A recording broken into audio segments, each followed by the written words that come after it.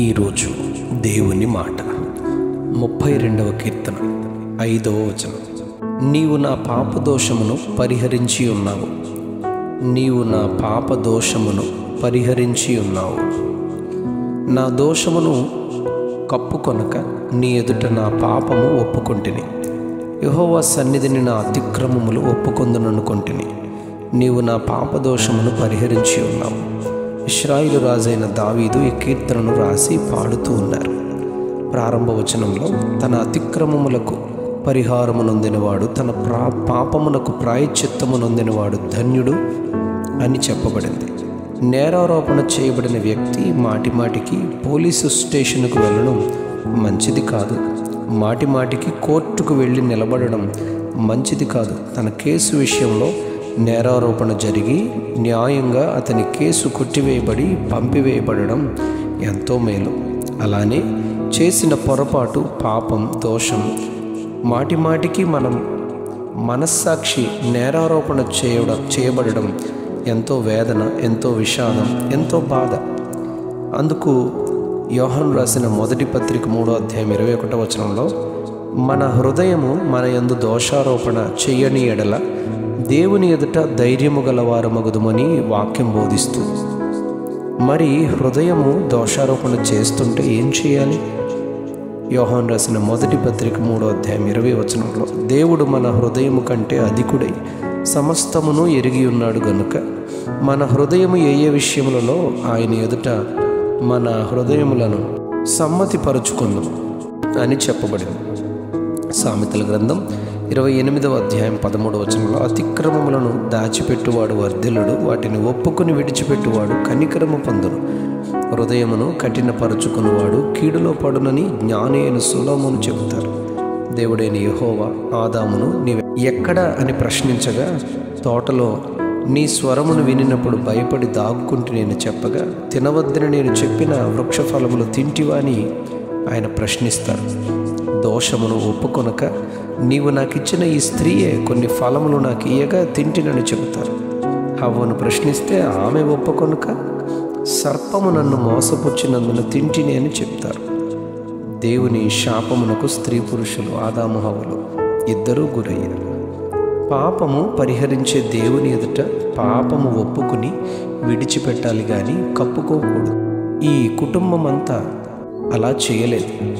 తొలి సంతానమైన కయ్యను తన తమ్ముడైన హేబేలు అర్పణను దేవుడు స్వీకరించి తన అర్పణను త్రోసిపుచ్చినందున కోపముతో మండిపడి తన తమ్ముని చంపగా, దేవుడైన యెహోవా కయ్యనుతో నీ తమ్ముడైన హేబేలు ఎక్కడ అని అడిగినందుకు నా తమ్మునికి నేను కావలివాడనా అని దేవునితో ఎదురు చెప్తాడు. ఆయన అతని శపించినందుకు నేను చనిపోవాలి, ఎవడైనా నన్ను చంపాలి అన్నందుకు అతనికి ముద్ర వేసి దేశదిమ్మరిగా ఉంటావని దేవుడు శపించారు. అవును, ఒప్పుకున్నప్పుడే తప్పును క్షమింపబడతాం. దాచుకున్న, తిరుగుబాటు చేసిన శిక్షింపబడతాం. క్రొత్త నిబంధన గ్రంథంలో అపోస్తుల కార్యాల 5వ అధ్యాయంలో అననీయ సప్పీరాలు అమ్మిన భూమి వేలలో కొంత దాచుకొని మిగిలినది అపోస్తలుల పాదముల యొద్ద పెట్టగా, ఇంతకే అమ్మితిరా అని పేతురు ప్రశ్నిస్తారు. అవును, ఇంతకే అని భర్త, అతని వెనుక భార్య చెబుతారు. అందుకు వారిద్దరూ మరణించడం మనం చూస్తాం. అతిక్రమములు దాచరాదు. పాపము, పాపదోషము ఒప్పుకోవాలి. ఈ ధ్యాన వాక్యంలో రాజైన దావీదు తాను ఒక భయంకరమైన పాపము చేసినట్లు గ్రంథం బోధిస్తుంది. ఆ విషయంలో దేవుడు ప్రవక్త అయిన నాతానును పంపి పొరపాటును, పాపాన్ని గూర్చి తెలియచేయగానే దావీదు దేవుని సన్నిధిలో పాపాన్ని ఒప్పుకుని తన పరుపు తేలునంతగా కన్నీరు విడిచి క్షమాపణను దేవుణ్ణి వేడుకున్నట్లు 51వ కీర్తనలో ఎన్నో మాటలు దేవుని వేడుకున్నట్లు చెప్పబడింది. నీ పరిశుద్ధాత్మను నా హృదయంలో నుండి తీసివేయకని దేవుణ్ణి వేడుకున్నందుకు ఆయన క్షమించాడు. 32వ కీర్తన 5వ వచనంలో నీవు నా పాపదోషమును పరిహరించి ఉన్నావని చెప్పారు. యోబు గ్రంథం 33వ అధ్యాయం 26వ వచనంలో వాడు దేవుని బతిమాలుకొని నీడల ఆయన వారిని కటాక్షించును, కావున వాడు ఆయన ముఖము చూచి సంతోషించును, ఇలాగున నిర్దోషత్వము ఆయన నరునికి దయచేయును అని చెప్పబడింది. 86వ కీర్తన 5వ వచనంలో ప్రభువా నీవు దయాళుడవు, క్షమించుటకు సిద్ధమైన మనస్సు గలవాడవు, నీకు మొరపెట్టు వారి ఎడల కృపాతిశయము గలవాడవు అని చెప్పబడింది.